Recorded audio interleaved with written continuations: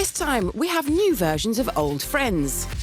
This is the Golf R, a Vindaloo version of VW's GTI. The R has 296 brake horsepower and costs just over 30 grand. And that puts it squarely in competition with this, the Subaru WRX STi. The Subaru costs just under £30,000 and has an identical power output. I'll start with the Subaru.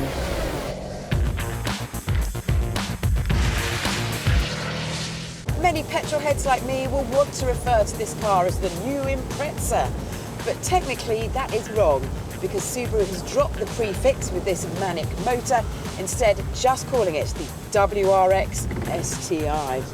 And that is a shame because it's got 20 years worth of heritage using the name Impreza. Name or no name, this car still has the same ingredients: four-wheel drive and a flat-four turbocharged engine that sounds like a big purring pussycat. The combination of the power unit and the four-wheel drive system just rockets you into a corner, round it and out of it at really hideous speeds. Horizontally opposed engines have one big advantage in that they have a low centre of gravity, so that helps reduce body roll. And this car barely has any roll at all. The bad news is you end up with a pair of cylinders miles apart, so the turbo has a long way to pump the gases, and that means turbo lag. Allow me to demonstrate. I'm in fourth gear, 3,000 RPM and about 50 miles an hour. Put my foot flat on the gas, 3.5, 4,000 RPM, now stuff happens. So you have to stir the stick a bit to keep the engine in the sweet spot and to make sure that the turbo is always working for you and ready to bounce. Okay, let's do a flying lap. On this wet surface, the car is sliding around a bit more than usual, but it's all predictable and all controllable.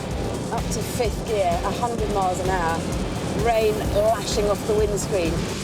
I can mess around with the diff to give it more traction front or rear, but at the minute I've got it pretty much set up neutrally.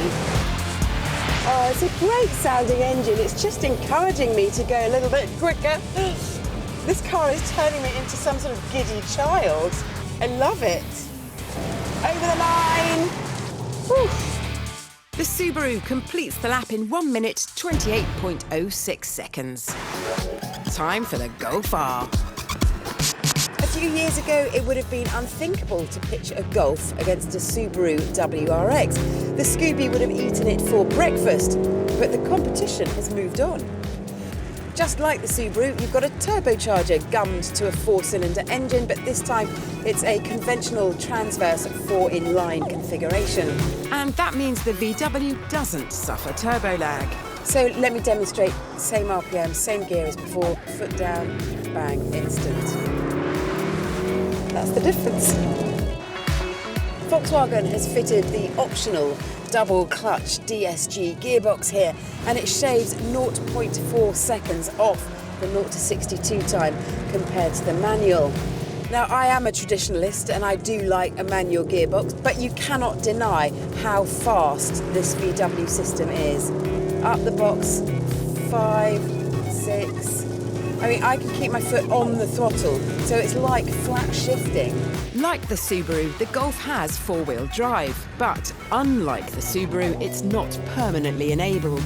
Most of the time, the power is fed to the front tyres. Only when they lose grip is power fed to the back, and in some cases, all the power can go to the rear, making it a very flexible system. It's a very accomplished all-round car that you can use happily every day and take it to a track at the weekend.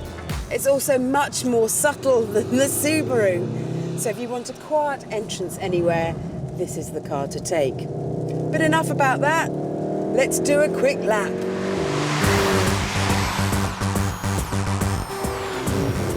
I prefer the brakes in the Subaru because they give you just a little bit more bite when you push the pedal hard.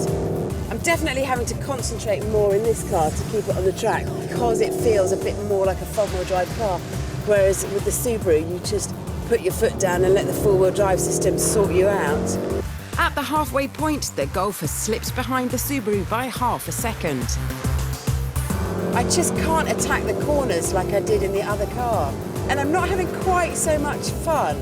My smile isn't quite as broad.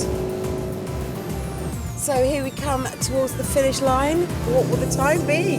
In fact, the Golf has fallen even further behind, ending up nearly 1.3 seconds slower than the Scooby. The R version of VW's famous hot hatch takes it into new performance territory, but in these conditions at least, it still can't match the Subaru for pure pace. Now, with the control for stability and traction, or CST, turned off, Hello. it's completely left to the driver to balance the car.